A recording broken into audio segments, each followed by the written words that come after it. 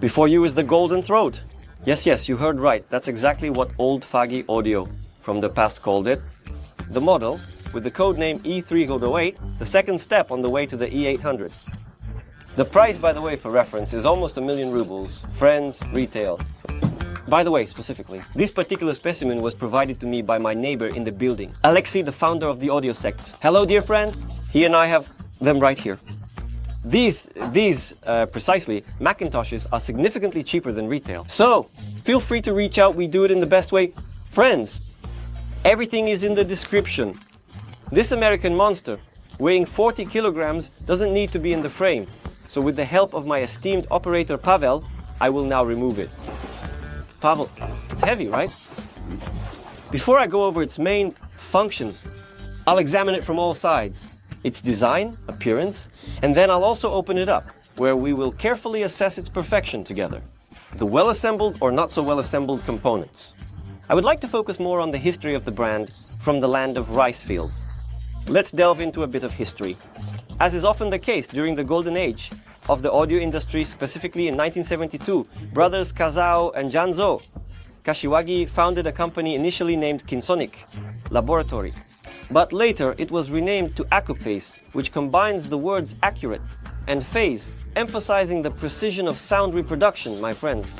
The production philosophy of Accuphase is renowned for using high-quality materials and a meticulous approach to assembly.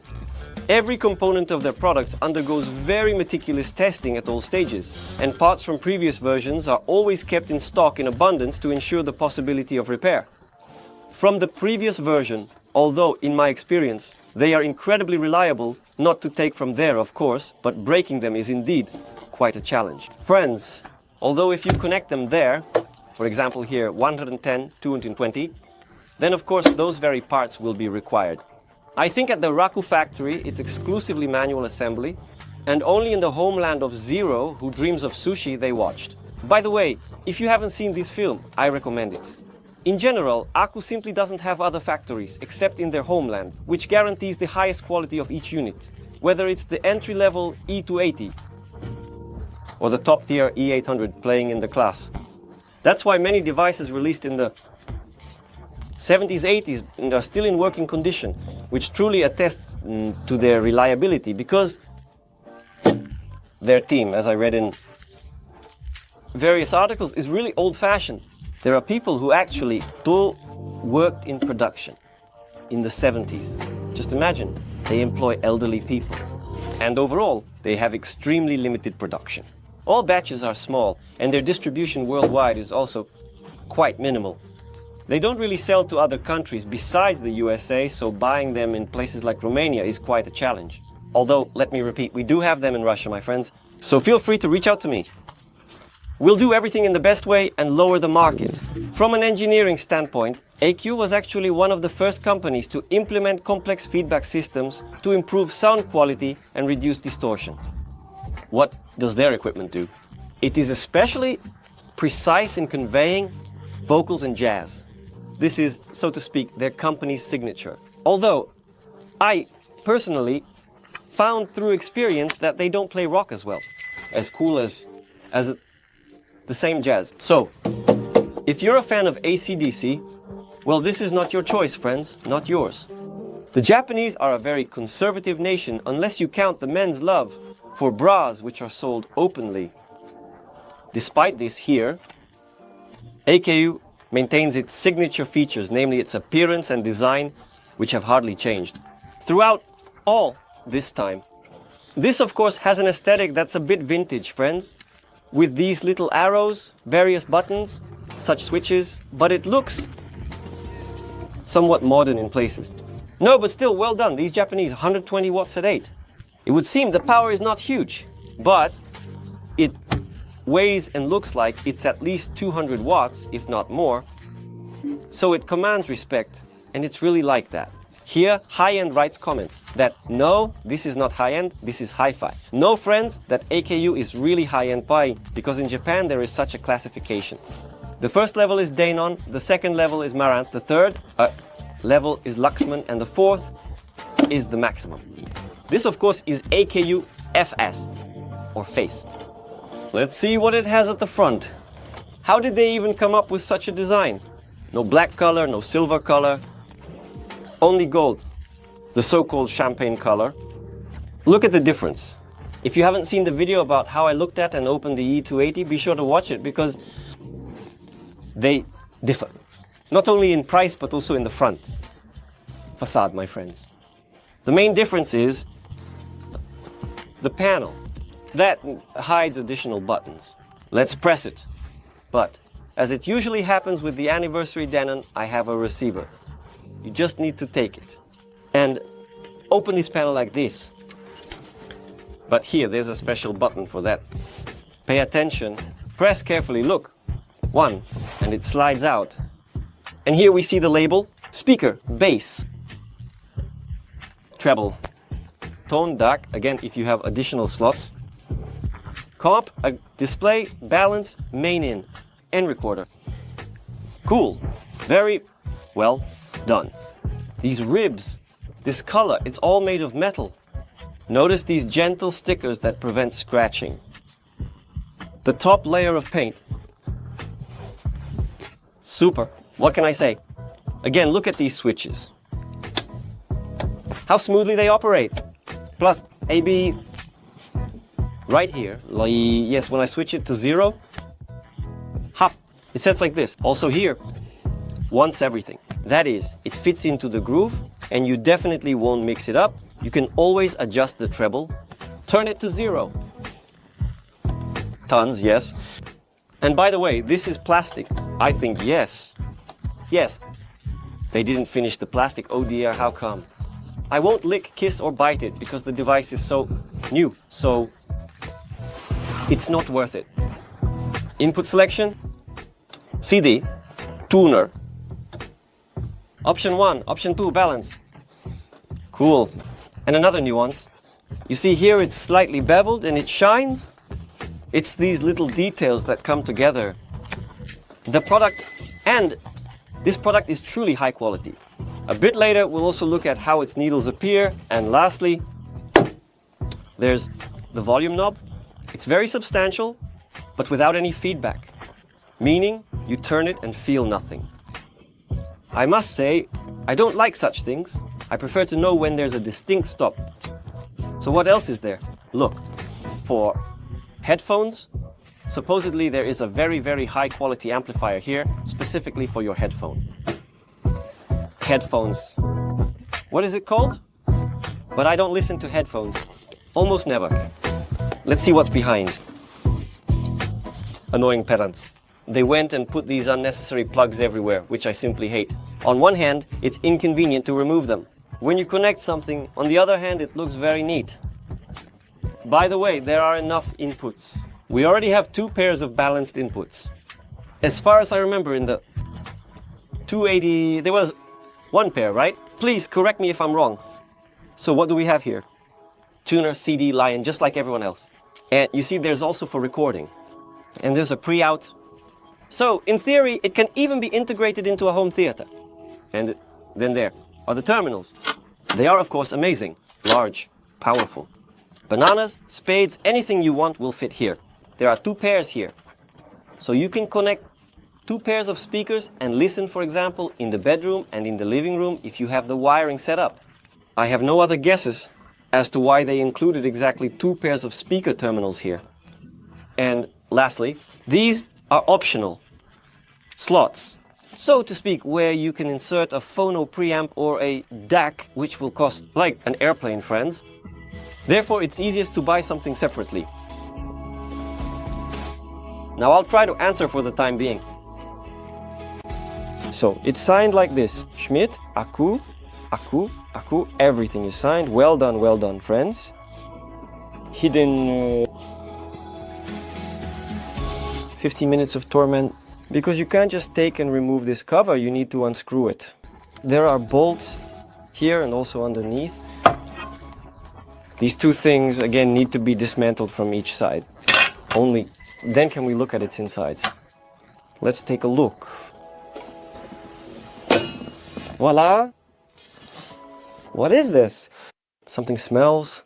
Could someone have plugged a 110V into a 220V? That's not right. I hope everything is okay. What do you say, esteemed experts? How do you like this layout? I think it's not bad. The only thing I don't like is that the radiators are kind of inside, and I'm used to them being outside, so they cool better. Here, everything is hidden inside this case, and it's kind of strange. These boards are directly aimed at... The power supply is most likely U-shaped, although it could also be toroidal. I can't see it because it's hidden behind this huge cover, which in theory will dampen the noise very well. I like these two capacitors with a capacity of 33,000 microfarads each, and notice how it looks like some kind of wiring bomb. Which one to cut? The black one, maybe the purple or red one? Yes, let's cut them all, friends. Then I also draw your attention to the compartments, specifically this compartment with the board. You see, it is shielded. This compartment with terminals and inputs is also protected. Again, an additional casing for the DAC or phono preamp. Here is also an improvised compartment. And accordingly, here is the main one where, so to speak, the hearts of the amplifier are stored. So, from an engineering standpoint, almost everything is perfect, except again, I repeat, these radiators, which are just begging. Oh, by the way, friends, I just touched it. If we take, for example, some kind of Wiener tone, yes, or even our Russian Premier, the radiators are like this, with these additional waves that dissipate heat even better. Here they are just flat, meaning the design is, well, simple. This is the first point regarding the radiators. And the second point, they are quite thin. I've seen thicker ones. Although, this device is very, very expensive. I want to draw your attention to the legs. They are like this, as it seems to me, cast iron, maybe. But they are well made. And there's an additional layer so as not to scratch your beautiful metal stand or wooden one. I recommend from experience. Before the rating, let's take a look at the arrows. For this, we will turn it on. And we will see how beautifully they light up with such a golden, gentle color. Recently I did a review on the best amplifiers from hi-fi, where it was written, as the youth like to say nowadays, nonsense. And you wrote to me in the comments, more than one person, asking what exactly are you evaluating? Amplifiers by power, that's incorrect. The main thing here is the sound, one thing, another, and the third. To some extent I agree. Of course, not by power alone. We are alive, friends, but pay attention to how EQ does it. They have 200 and 380. What's the difference? And essentially only by power. Yes, friends, because power gives you a more qualitative increase in sound. Power gives you better delivery at low volume. Power gives you control over the acoustics. Yes, the E800, for example, in a top integrated amplifier has low power, but it's of a different class. That's a slightly different story, so let's not compare it right now. But as a rule, if we take the same price and everything differs only by power, more expensive devices are more powerful.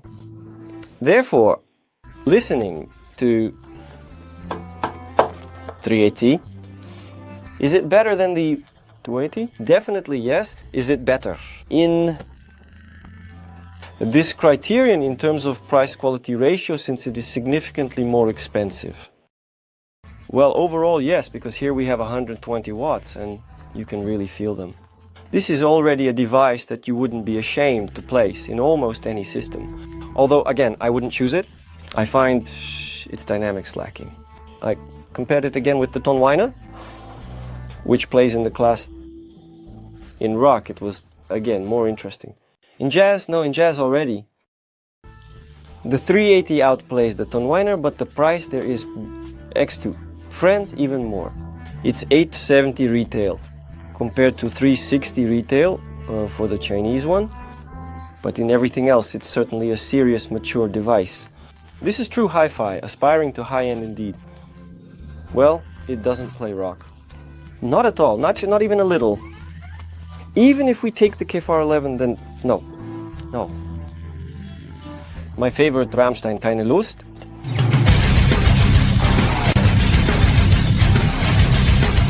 No, you don't feel that wave on this device. Maybe if you connect some Klipsch speakers which have very high sensitivity, then yes. But on those acoustic systems that I'm used to listening to, it's there. Okay, 11 bars. 802 de full. No, it still can't drive them yet. That's why I'm very interested in listening to more, let's say, more assertive monoblocks that deliver over 200 watts. But of course the device is great for a bedroom, a children's room, or a garage. It would fit perfectly, but still, of course, the AKU will find its enthusiast because, well, as someone who's quite discerning, yes, I demand. There are hundreds and hundreds of watts, almost up to 1,000, but here it's only 120, but 120. Truly honest 120, really cool 120 watts that will make you in jazz just tremble with almost delight and pleasure. So if you want to buy something like this, contact me, or again, here's my good friend Alexei from the Audio Sect. Passed it on. 2 guys, serious ones, they have plenty of similar equipment. Call, write to us, we'll do everything in the best way, and you'll have this at home. Such beauty that, you know, sometimes you don't even need to turn it on. You just look at its needles, you look at its appearance, and you understand what's behind it. A story. Behind it, an engineering approach, a soul is invested in it, friends. Yes, a soul, and not something, you know, something like Mark Levinson, which hasn't been Mark Levinson for a long time, or like Class, which hasn't been Class for a long time, and actually developed these latest devices. In fact, a Romanian engineer, as far as I remember. I have nothing against Romanians, they are a great nation like all others. But in my opinion, in terms of technology, they probably lag behind the Japanese. After all, or Canadians, because Class was a Canadian company once. But now it's all over. It belongs to a corporation that includes a bunch of other brands. If I'm wrong, correct me, maybe I'm mistaken. Now everything changes so quickly. They are all being bought, sold, and you can't keep track of everything. But not Accuphase. The Japanese are consistent, guys. So subscribe to the channel, like the video.